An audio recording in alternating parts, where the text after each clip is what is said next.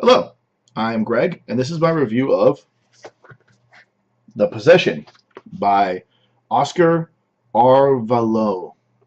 If I butchered your name, I do apologize.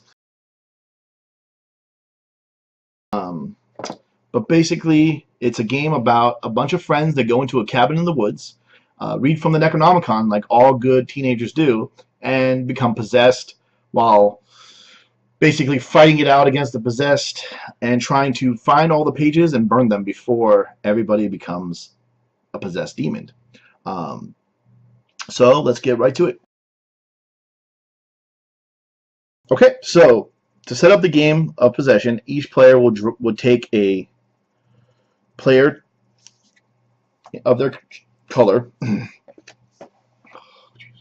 can't talk today. All right, so to begin possession, each player is dealt a character. Characters come with a life sheet, as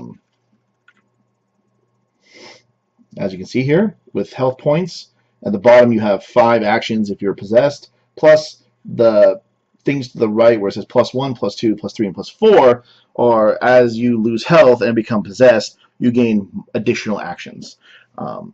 So you would put your health marker on the 15 mark, and you get your 2 playing pawns, which is a possessed pawn and a human pawn.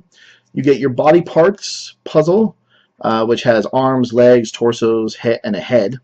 Which you will start losing potentially if you become possessed and are attacked. And then you have your action tiles. The action tiles have a number from 2 to 6 on them.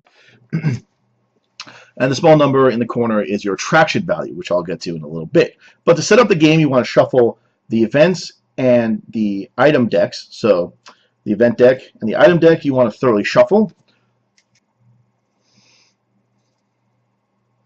This is the item deck. As you can see, it's got a greenish-blue background with a red possession text. You want to thoroughly shuffle those, put those within easy reach. And the event deck, which is the same art but is yellow, thoroughly shuffle those and put those within easy reach as well.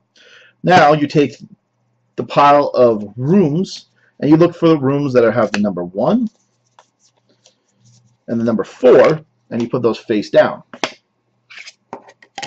You want to remove the attic, which looks like this, the hallway, and the basement tiles, and put those aside because they are going to be placed specifically places on the board. You want to thoroughly shuffle all the other room tiles and then deal an equal amount to each, to the 1 or the 4 pile, so that you're building your cabin. Once those are thoroughly shuffled and dealt, you want to place the attic at the top, then take one of the random piles and lay out the house.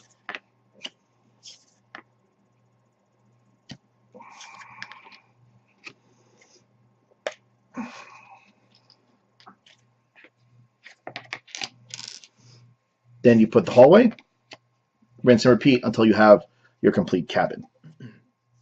Okay, now, as you can see, the cabin is laid out. We then take these blocked door and unblocked door chits, and you place them on their unblocked side by every door. I'm just going to put these out for now. I'm not going to worry about which side they're in, as they just take too long. All right. You don't put them on the corner doors because those are now windows. But basically, once you've got this laid out, all the players take their human players' characters and place them in the hallway, on the stairway space. Now you're pretty much ready to begin the game. One last thing you need to do is you need to shuffle the basement tiles, chips, place them by the basement, and same thing with the attic. You shuffle those and place them next to the attic, which look like this, and they go by the attic, which is the top of your cabin. Move my camera back so you can see the whole board. There you go. So now you're pretty much ready to begin the game. On the first turn of the game, everyone will roll the combat dice, and the person who has the most wounds or hearts becomes the possessed. So in this case, it pretty much looks like the black player is possessed. So the black player will start the game possessed. The possessed player's objective is to try to kill off the other players or get them all to become possessed before they're able to find the keys and burn the Necronomicon. As a human player, you're trying to search through the item deck to find items that you can trade in for keys, go into either the attic or the basement, grab a chit, and burn the pages of the Necronomicon. The player who starts possessed gets a page of the Necronomicon. So in this case, there is a non-numbered page, which is supposed to be like the cover page, and that one goes to the possessed player. Then the game begins with the human players rolling to see who goes first.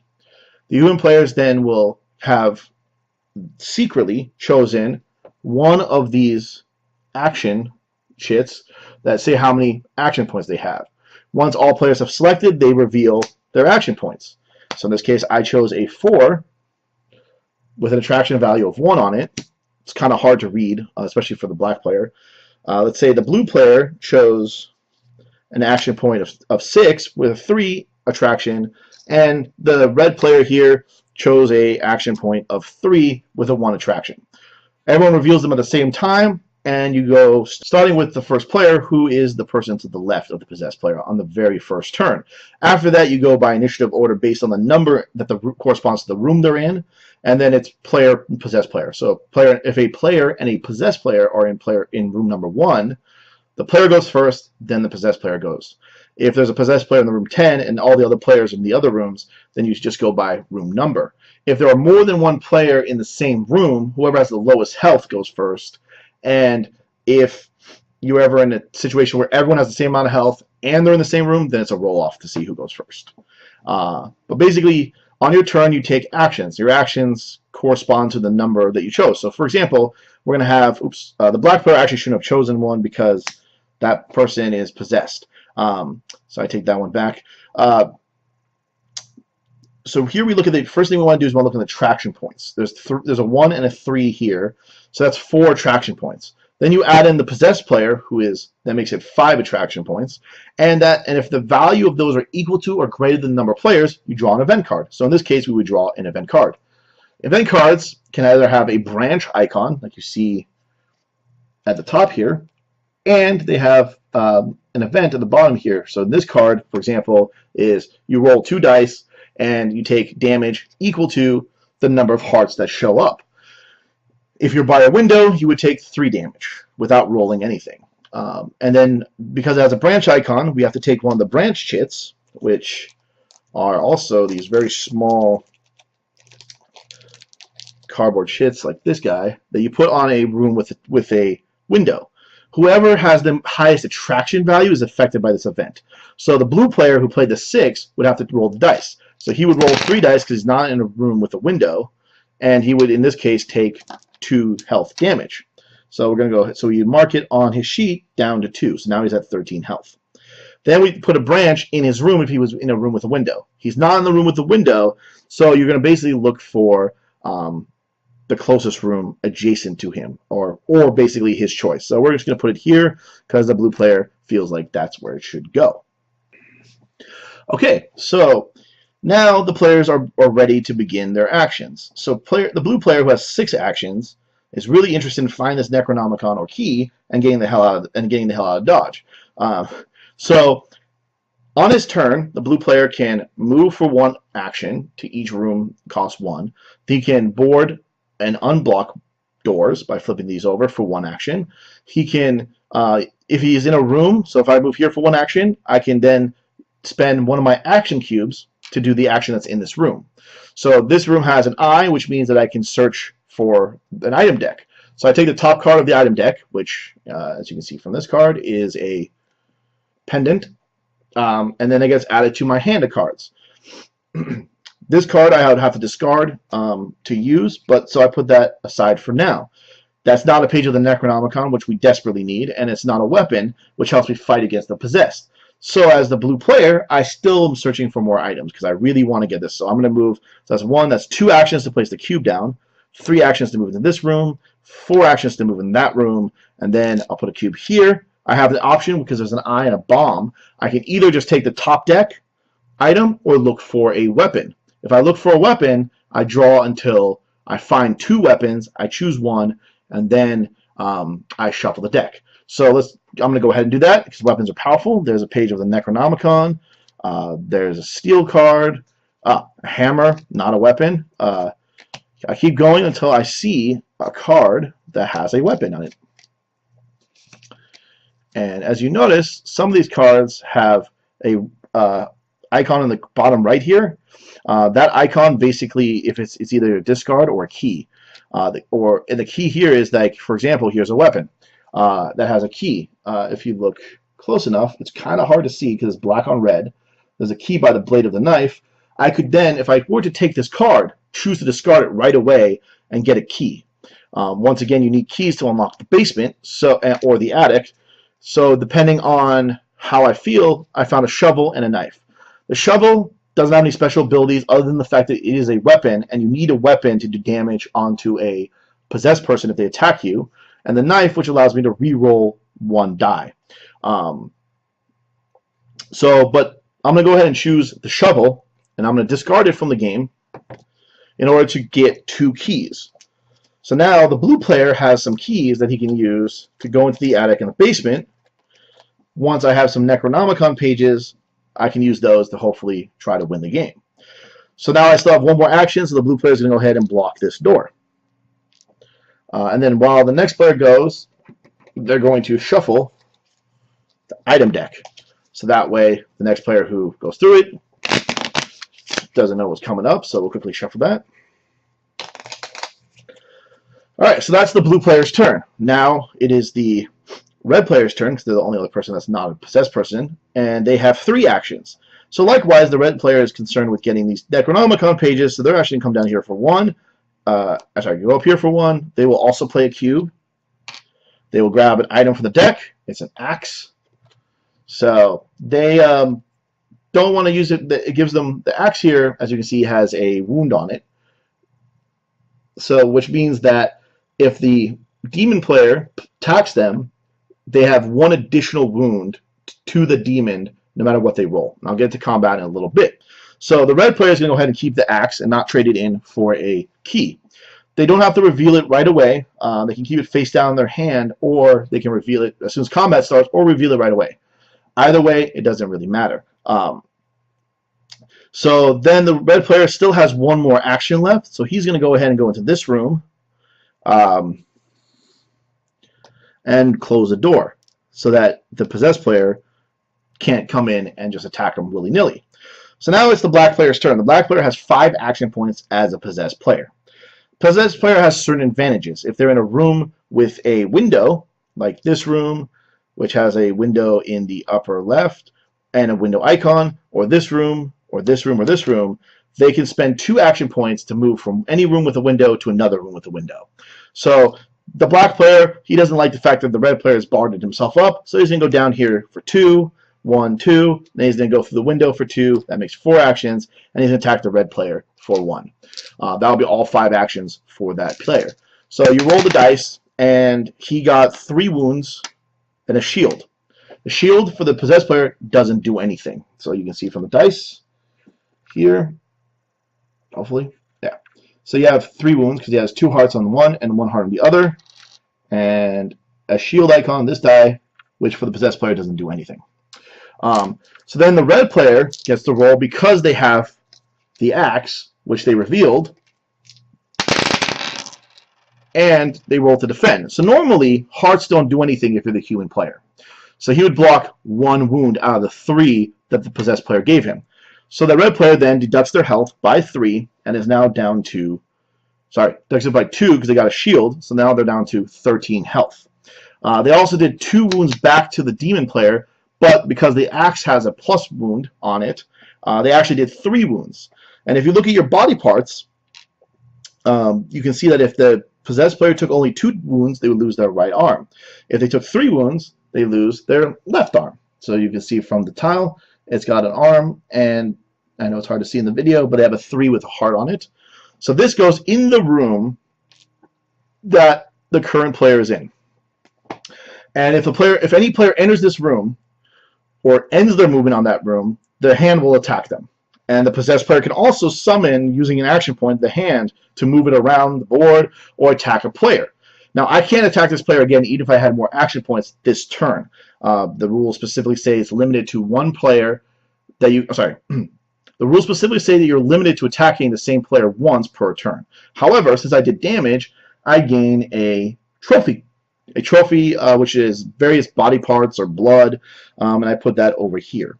If at the end of the game everyone's possessed, the possessed player with the most trophies wins the game. So ideally, if you're possessed, you're trying to get as much trophies and damage as possible. So that ends the round. If a player had played a 2-action tile, they would get that tile back at this point. But none of the players played a 2-action tile, so then you move on to the beginning of the round, which is the possession die. Every player rolls the possession die. In the rulebook, it mentions the black side of the die, which I believe is a misprint because there's no black side, but there's a purple side. So this has various colors on the die. Each player will roll it. So we'll start with the black player who's already possessed. If I roll a black, I stay possessed. If I roll above my health color, then I become possessed. However, because she's already possessed and I rolled a yellow, which is lower than my current health, she is now human again. So she appears in the room where her possessed figure was. Then the red player goes. The red player rolled a red color, and he's in the green health, so he's fine. And the blue player will then roll, who rolls orange and is also in green, so he's fine as well. So everybody is now human. I have the wrong...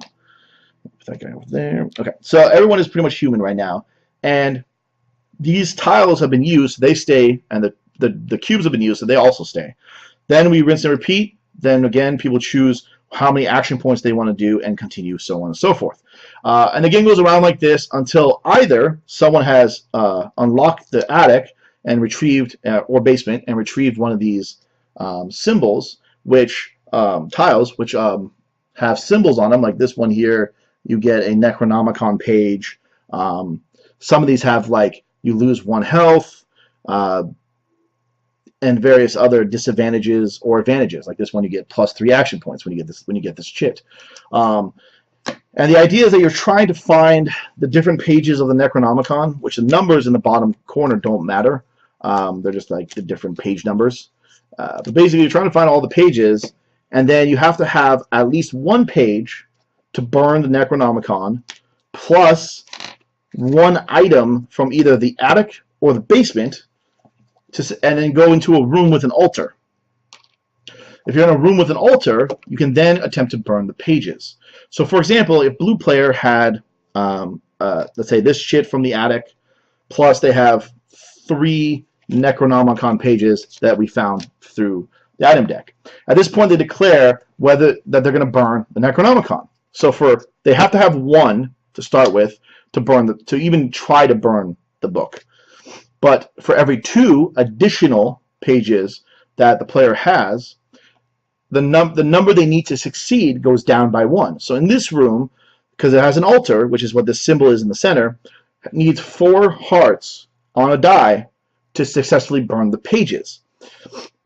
But because I have 2 additional ones, it goes down by 1. For every 2 additional pages you have, the difficulty of the room you're in goes down by 1. So now blue would attempt to burn the pages. He would roll the dice, and he was successful. I got 3. So if you look at this here, it's got a heart, and this one has 2 hearts. So that's a total of 3 hearts, plus the 2 additional pages, makes it 4 hearts.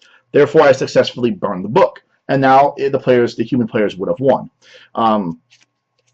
If you fail, you have to discard 1 page from the pages that you have, and then you can attempt again on another turn. So luckily they succeeded, and therefore they would have won. Some of these rooms have other additional actions. So for example, this tile here, it has these icons on it, like -1 action, attraction, hiding, and health. So if you were to use your cube in this room, you would choose one of these 3. The -1 attraction, you wouldn't actually do that turn. So if I'm in this room and I reveal my tile, I can place a cube here if I don't already have one, which then lowers my attraction value by 1, making it less likely an event will occur, and if it does occur, making me less likely to target if I play a higher chit. Then you have the hide, which if the demon guy were to come in here and attack me, I can place my cube here to hide, and I get +2 to my defense, no matter what I roll. And then finally, the health one, if you put a cube here and you don't already have one, you would roll the 3 dice. And for each heart that shows up, which in this case was 2, I would gain that much health back. The other icons that I haven't quite explained yet is on this tile, you have, for example, there we go. You have a Z's with a 4 on it and hearts with a cube on it, in addition to the hide. So in this one here, you would roll one of these dice, and if you get a wound, you get your cube back from any room you want. For the Z's, basically, you indicate that you're resting, and then you can retrieve any of these action tiles that you've already played that is equal to or less than the value that's on that room. So the hallway has a 6 on it. That's the only way to get your 6 back. If you run out of these cubes, because they're all on the board, then you get them all back at the end of the round. The other icon on here is this color die one here, which if you start in this room, number 5, you can place your cube there if it doesn't already have your color, and you can re-roll your possession die. And then finally, there's this one here, which has a +2 to the cubes on it, which basically indicates that you have 2 additional actions. If you start in this room, I can place a cube here, and now I get 2 additional actions no matter what I played. And then the last icon on this one is a window, and in this room basically allows players to, like the demon player, place a cube and travel from window to window.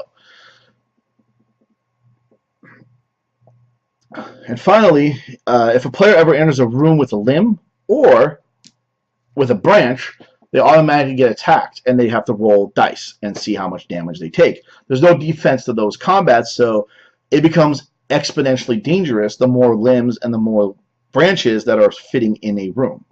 If at any point you lose your head, so your head gets detached from the body, even if you have your other limbs, you are permanently possessed. You can no longer become human because you're headless. Makes sense? But if you're just down to your torso, then you're eliminated from the game, and the possessed player is dead. Or if a player does 7 damage to a possessed player, they're also eliminated from the game. When you get damage taken from being possessed by a player, your overall health does not change. That only gets affected when you're in the human form. Anything else here? Yeah, and that's pretty much it. Also, when you draw a card, if you don't trade it in immediately for a key, and it has a key icon on it, then you pretty much can't trade it in later. Like, it's a one-time shot. There are a lot of cards with some keys on them. There's even a key ring that gives you 2 keys, because normally you only get 1. But effectively, that is the gist of the game, and we're going to move on to the conclusion. Okay, so that's Possession in a nutshell. So overall, I was very disappointed with this game. When I heard about it and read the manual and kind of looked at all the components, I was very excited. I was like, this game looks a lot like Evil Dead. It's dripping in theme. I love thematic games. I love there's certain things in this game I do really like. I love the fact that this kind of dismembering puzzle, where if you're possessed, you kind of lose limbs and they can attack other people. And basically, you have to like break off pieces, and then if you're already lost a leg and you're supposed to lose a leg, you lose the next limb. That's the next highest up limb, which it's really fun, and it's kind of silly and it's funny. And I haven't seen many games that have like actual dismemberment in them.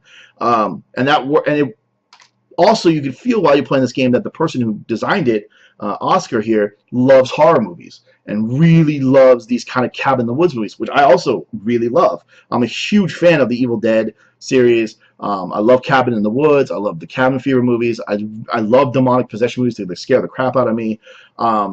So going into this game, I had extremely high hopes for it. Unfortunately, it's a little too chaotic to really work well for the human players. Basically, the possessed die, everyone can become possessed really quickly, which then the game ends, which is really unfortunate. Also, the fact that you're constantly switching sides means you can't really strategize, because like if you're the possessed player and you damaging, like for example, one turn I had 3 players possessed, then I was human, and all 3 of them ganged up on me, and my health was down from like 15 to something like 6, and then they all became human, and I became possessed at that point. And so then they were like racing around to get items and stuff, and And then I was just going around like trying to. I basically hit one of them, and they didn't do any damage. And then they switched again, and it dragged on to the point where it felt kind of like the mechanic of being possessed or not possessed was kind of unpolished or broken. With that said, I think a minor tweak to that system could easily make it work really well. I gave this game a 4 out of 10 overall, which is a pretty low score, but I do want to say that there's a lot of ideas here that work really well.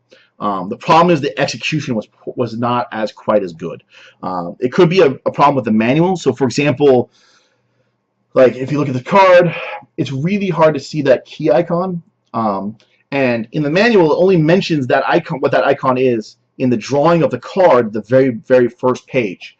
And then if you look on the back where it describes what the cards do, it doesn't mention it at all. So we actually forgot about that icon and nobody got keys. And we're like, well, how do you get keys? This doesn't make any sense. And so we looked through the deck, we saw there was one key ring. I'm like, that doesn't seem right. You can't possibly just have one key ring because the game comes with a lot of keys.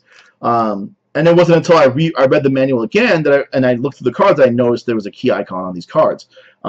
So ideally, if they were to republish a manual or republish even the cards, I would really emphasize making this key a lot more obvious. Maybe make it or the golden color, or make it pop more so that your eye is drawn to that. So people go, oh, this is a key card. I see. I can trade this in for a key or use it as a weapon. Because every one of these cards has a blood spot. But some of them have a discard icon, and some of them have keys, and some of them don't have any. Like the Necronomicon pages just have a number in the corner. So, and then you have cards like the hammer, which has 2 keys on it. That's really confusing too. I mean, the hammer basically locks you in a room. So if you are in a room with 2 barriers, nobody can enter that room that turn. Oh, I forgot to mention also, like, so demon players can also bust down doors, which is kind of challenging because you have to roll 4 hearts if they're blocked or 3 hearts if they're unblocked, which works fine. I mean, you know, they should be challenging to break down barriers, but to heal, you have to roll hearts on a dice.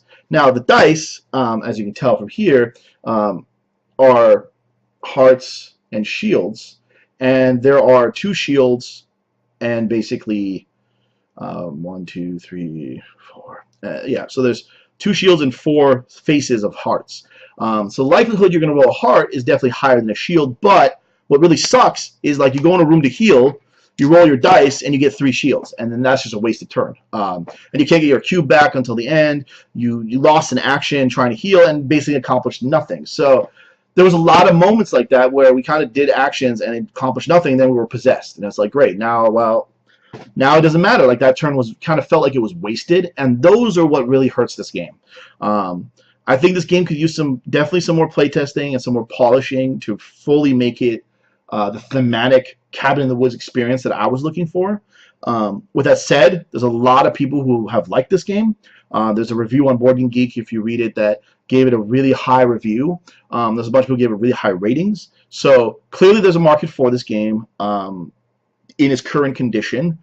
For me, though, I feel like if we really fix the possession mechanic, which would be really easy to fix, you get rid of this purple black spot, because the manual refers to it as the black spot, but it's purple.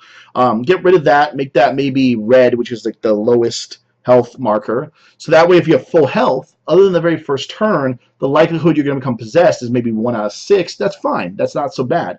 Or maybe not at all. Maybe you can't become possessed. That would be even better because you're full health. You shouldn't be susceptible to possession. And also, that would make the events more powerful because everybody will be playing action chits, and the likelihood that events would come up when the human players are in action is a lot higher. And I love the idea that the more damage you take, the more susceptible you are to being possessed, and that even if you are at, like, the red zone, which is the lowest health, you might not become possessed. You have a 1 in 6 chance of not becoming possessed. That is a cool mechanic. I like that idea a lot. The other thing that I really felt that, like, kind of really just hurt the player more than anything else was these cubes. Because you're already losing actions with these tiles that you can only get back by resting, and then you're putting down cubes that limit you to 1 action per room until you use up all your cubes, or you use a location to get your cubes back. Which, again, like, it's not necessary. I felt like these tiles should just go back to your hand either after you've used all of them. So you have a 2, 3, 4, 5, and 6, and you have to use each one once before you get them all back, or if they just go back to your hand willy-nilly. Either way, I think if in the 2, which if you play has a 0 attraction on it, but you get it back into your hand at the end, was really kind of unnecessary, because 2 actions is really just a move and potentially use a room, or move and move twice. You know, like there wasn't, or move and barricade. Like there's very little you can do with 2, and 0 attraction means that like one player who really wanted to be possessed always played their 2, and then like no events would occur, and they kind of didn't really do much. They kept hoping they get possessed because they're kind of getting bored, which really hurt the game. But I feel like if you were to play these action tiles and then you get them back, maybe after you play one, like in Raw, you have to play one tile and then you can't play that tile the next turn, but then the following turn you can pick it back up after you play another one, or like I said before, you have to play all of them first once, and then you get them all back. Something like that would be a lot better than having to go through these restrooms, because I had basically ended up with my 2 and my 3 left by like near the end of the game, and I didn't really have enough actions to justify going in and sleeping in a room and wasting a turn, because I could become possessed the next turn. So why bother? Like it didn't feel like I was racing to find these pages of Necronomicon. It felt more like I was just trying to resist getting possessed. So overall, I was disappointed in the game, and I felt like its current execution with its current rulebook wasn't very good. Like I said, 4 out of 10.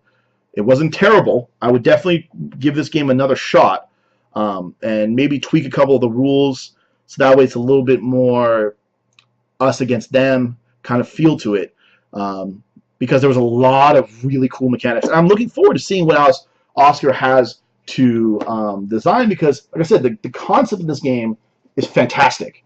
I love the idea. I love the theme. The artwork is amazing, and it's really creepy looking, and a lot of thought has gone into this product. The game designer has designed some other games with GenX Games, who published it, and so I feel like he knew what he was doing.